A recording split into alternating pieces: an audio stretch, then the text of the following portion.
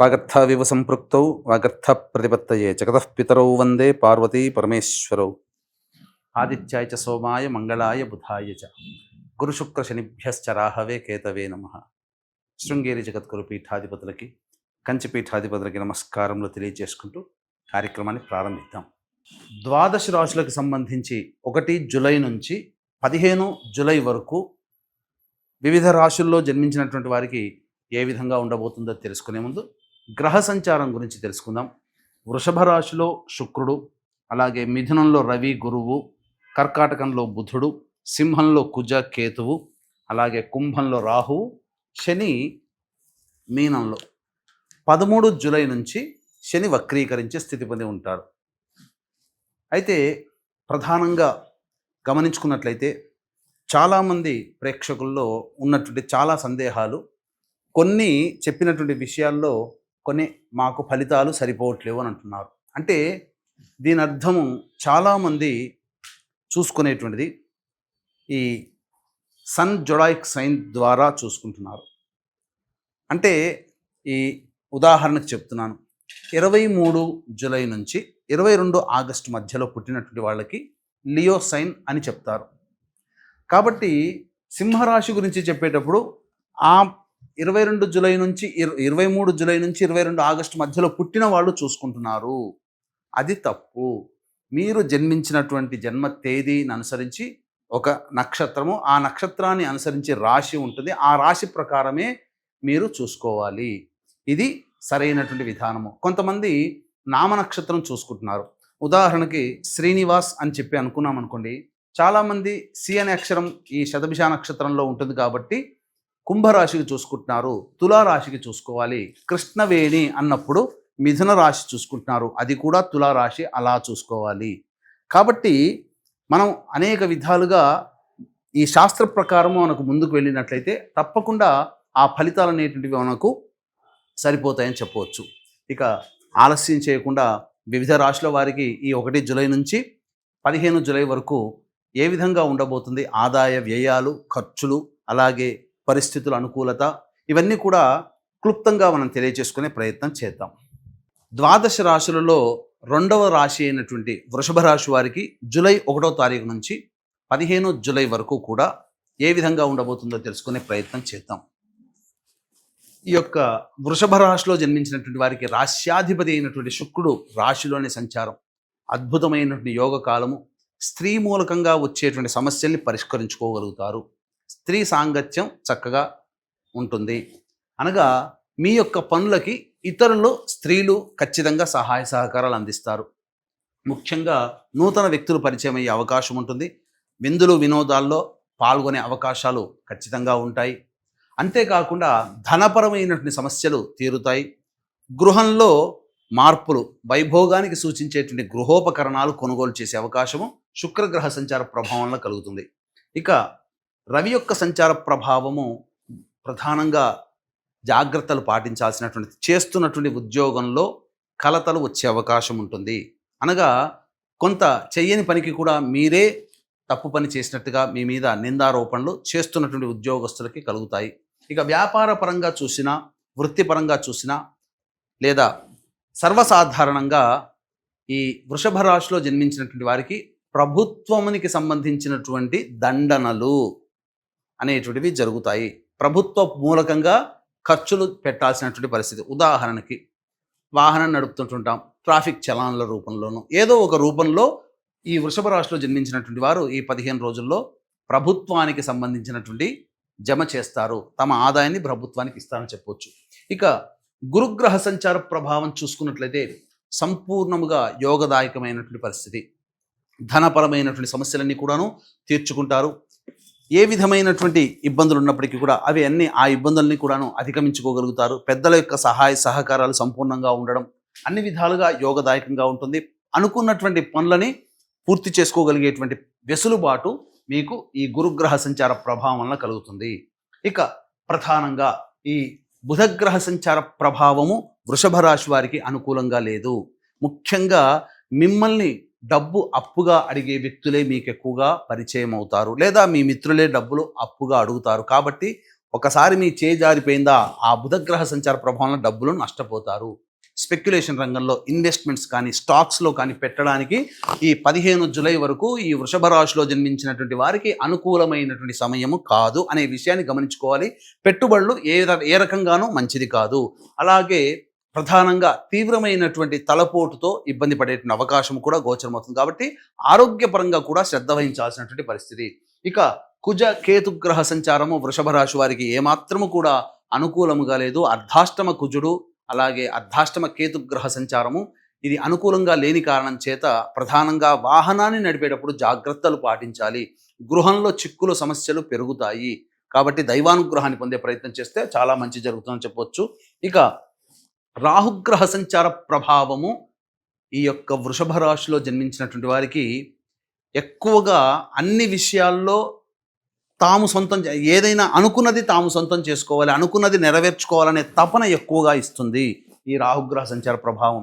దీనికి తోడు మిగతా గ్రహాల యొక్క అనుగ్రహం కూడా పొందినట్లయితే మంచి జరుగుతుంది. కానీ ఇక రవి, బుధ, కుజ, కేతు మరియు ఈ రాహు ఈ గ్రహాలు కొంత అనుకూలంగా లేని కారణం చేత కొన్ని ఇబ్బందికర పరిస్థితులు తప్పవు. వృత్తిలో చేస్తున్నటువంటి వృత్తి ఉద్యోగ వ్యాపారాల్లో జాగ్రత్తలు పాటించాల్సినటువంటి పరిస్థితి రాహుగ్రహ సంచారం. శని లాభస్థానంలో యోగదాయకంగా ఉన్నప్పటికీ 13 జూలై నుంచి వక్రీకరించినటువంటి కారణం చేత కంటక శని ప్రభావం కావున 9 జూలై నుంచి మీరు జాగ్రత్తలు పాటించాలి.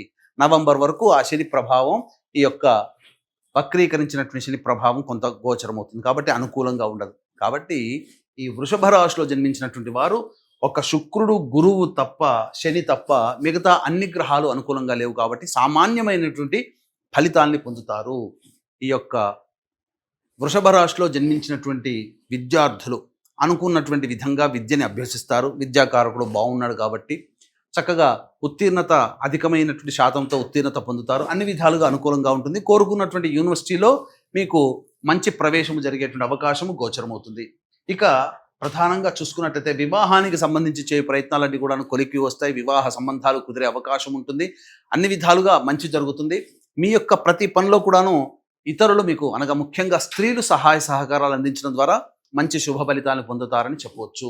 ఇక ఈ యొక్క వృషభ రాశిలో జన్మించినటువంటి మహిళలు ప్రధానంగా ఈ గర్భధారణకి సంబంధించినటువంటిది ప్రధానంగా ఆ స్థానాధిపతి అయినటువంటి బుధుడు అనుకూలంగా లేని కారణం.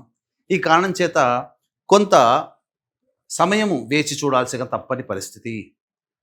ఆల్రెడీ గర్భధారణ జరిగినటువంటి మహిళలు జాగ్రత్తలు పాటించాలి. వైద్యుల సలహాలు సూచనలు పాటించక తప్పదు. కాబట్టి ఏ విధమైనటువంటి టెన్షన్స్ పెట్టుకోకుండా ఉన్నట్లయితే మంచి శుభ ఫలితాలు కలుగుతాయి. ఏతావాత చెప్పొచ్చేది ఏమిటంటే అనుకూలంగా లేని కారణం చేత కాస్త తగ్గి ఉండడమే చాలా మేలు అనేటువంటి విషయాన్ని గమనించుకోవాలి. ఈ యొక్క వృషభ రాశిలో జన్మించినటువంటి మహిళలకి ప్రధానంగా అన్ని విధాలుగా సహాయ సహకారాలు ఉన్నప్పటికీ కూడా మీ దగ్గర ఉన్నటువంటి డబ్బు చేజారిపోయే అవకాశం ఉంటుంది. ఎవరికి కూడాను మీరు అప్పుగా కానీ మాట తీరుగా కానీ డబ్బు సహాయం చేయకండి. మీ చేతి మించి వెళ్ళినటువంటి డబ్బు మళ్ళీ మీకు తిరిగి రావడానికి చాలా కష్టపడాల్సినటువంటి పరిస్థితి. ఇంట్లో ఇతరులతో వ్యవహరించేటప్పుడు జాగ్రత్తలు పాటించాలి. అలాగే కుటుంబ వ్యక్తులతో తరచూ కొంత వాగ్వివాదాలు, విభేదాలు, మీ యొక్క మాట తీరును బట్టి విభేదాలు కూడా పెరిగే అవకాశం ఉంటుంది. కాబట్టి తగ్గి ఉండే ప్రయత్నం ఈ రాశిలో జన్మించినటువంటి మహిళలు కనుక చేస్తే మంచి జరుగుతుంది. కానీ గౌరవ మర్యాదలకి ఏమాత్రం లోటు లేదు. విలువైనటువంటి బంగారు ఆభరణాలు కానీ, చీరలు కానీ, వస్తువులు ఏదైనా కానీ హుందాగా కనిపించే విధంగా ఉండడానికి సంబంధించిన వస్తువుల్ని కొనుగోలు చేసుకొని మీ హుందాతనాన్ని మీరు నిలబెట్టుకుంటారని చెప్పవచ్చు. ఇక వీక్షించేటువంటి ప్రేక్షకులకి కూడా గమనిక, ఈ ఆషాఢ మాసం వారాహి నవరాత్రులు ప్రారంభమై అద్భుతమైనటువంటి సమయం. ప్రధానంగా శనివారం దశమి తిథి స్వాతి నక్షత్రంతో కూడుకున్నటువంటి అద్భుతమైనటువంటి రోజు.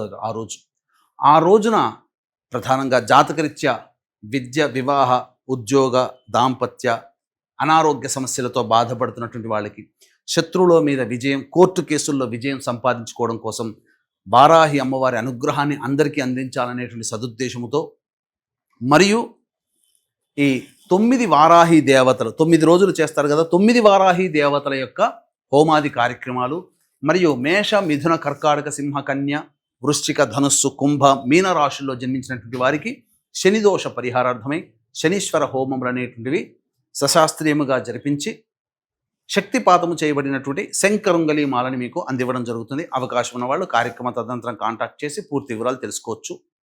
ఇక 1వ తారీఖు నుంచి 15వ తారీఖు వరకు రోజువారీ కార్యక్రమాలలో ఆదాయము, వ్యయము మరియు మానసికమైనటువంటి పరిస్థితి ఏ విధంగా ఉండబోతుందో తెలుసుకునే ప్రయత్నం చేద్దాం. ఇక ప్రధానంగా 1వ తారీఖు రోజున వాహనాన్ని నడిపేటప్పుడు జాగ్రత్తలు పాటించాలి. తల్లిగారి ఆరోగ్యం పట్ల శ్రద్ధ వహించాల్సినటువంటి పరిస్థితి. ఇక 2, 3 తారీఖుల్లో మానసికంగా ఆందోళన అధికంగా ఉంటుంది. ఏ పని చేయాలన్నా మీకు ఆసక్తి ఉండదు. అన్నిటికంటే ముఖ్యంగా ఇతరులు మిమ్మల్ని కలుసుకునే ప్రయత్నం, ధనపరంగా నష్టం జరగడం ఇవన్నీ జరుగుతాయి. కాబట్టి ఈ 2, 3 తారీఖుల్లో మీకు పరిచయమైన వ్యక్తుల ద్వారా ధనం అనేటువంటిది మీకు నష్టపోతారు.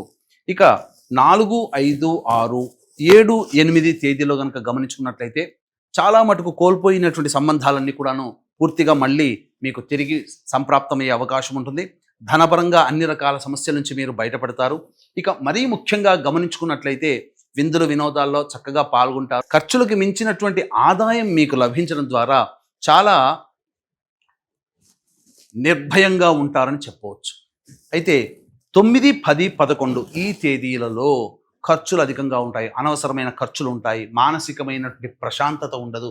మరీ ముఖ్యంగా ఉద్యోగం చేస్తున్నటువంటి వాళ్ళకైతే ఉద్యోగ సంబంధమైనటువంటి విషయాల్లో కొంత ఆందోళనక తప్పదు. కాబట్టి జాగ్రత్తలు పాటించండి. ప్రధానంగా నిర్ణయాలు తీసుకోకపోవడమే చాలా మేలైన విషయం గమనించుకోవాలి. ఇక 12, 13 తేదీలో కనుక చూసుకున్నట్లయితే సంతానం మూలకంగా విభేదాలు, సంతానం మూలకంగా ఖర్చులు పెరుగుతాయి.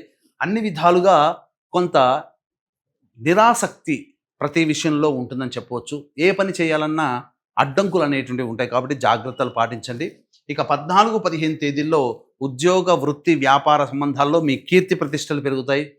ప్రధానంగా ఒక చక్కటి పనిని పూర్తి చేయడం ద్వారా మీకు అభినందనలు కలగడం లేదా విలువైనటువంటి ఉన్నత బాధ్యతలు మళ్ళీ మీకు తిరిగి పొందడం అనేటువంటిది జరుగుతుంది. అన్ని విధాలుగా ధనపరంగా ఉన్నటువంటి సమస్యలన్నీ కూడాను పూర్తి చేసుకోగలుగుతారు.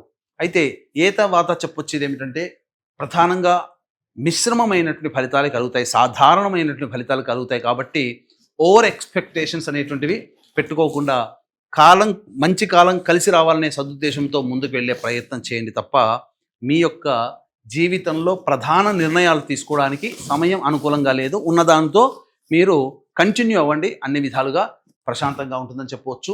ఇక ఈ వృషభ రాశిలో జన్మించినటువంటి వారికి సాధారణంగా వచ్చేటువంటి సమస్యల పరిష్కారం కోసం ప్రతి మంగళవారం సుబ్రహ్మణ్య స్వామికి అభిషేకము, అర్చన జరిపించండి.